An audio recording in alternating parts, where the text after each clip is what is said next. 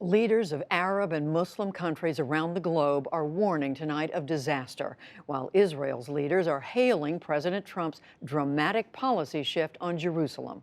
John Yang begins our coverage. It was a move long anticipated and, President Trump said, long overdue.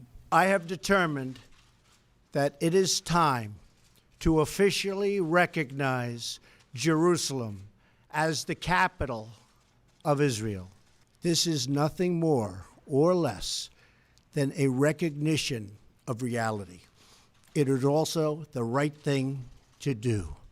It's something that has to be done. He cited a 1995 law that called for recognizing Jerusalem as the capital and moving the U.S. Embassy from Tel Aviv. But while Mr. Trump announced today his intent to move the embassy, like previous presidents, he signed a waiver delaying that. Israeli Prime Minister Benjamin Netanyahu quickly praised the decision. President Trump, thank you for today's historic decision to recognize Jerusalem as Israel's capital. The Jewish people and the Jewish state will be forever grateful. In Jerusalem, many Israelis celebrated the news.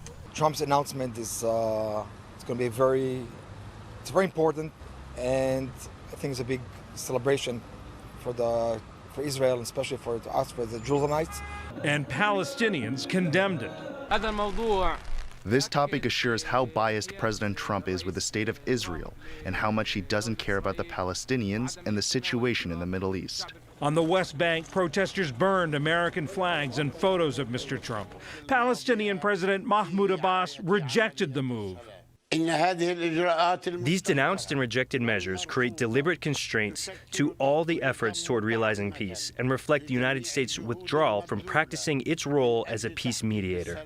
In Gaza, militant leaders from the Palestinian group Hamas called it a flagrant aggression that opened the gates of hell. Across the Middle East, key U.S. allies, including Turkish President Recep Tayyip Erdogan and Jordan's King Abdullah, warned of dire consequences. Taking any wrong step regarding Jerusalem's status will cause public unrest in the Muslim world. Egypt also blasted the decision, as did European leaders and the Secretary General of the United Nations. Jerusalem is a final status issue that must be resolved through direct negotiations between the two parties. Any change in the status of Jerusalem is fraught with risk. It's been at the heart of the Arab-Israeli conflict ever since the UN drew the boundaries for the Jewish state in 1947. The city is sacred to Jews, Muslims, and Christians. Palestinians want East Jerusalem as the capital of a future state. Much of Israel's government resides in West Jerusalem, and many Israelis claim an undivided Jerusalem as their capital.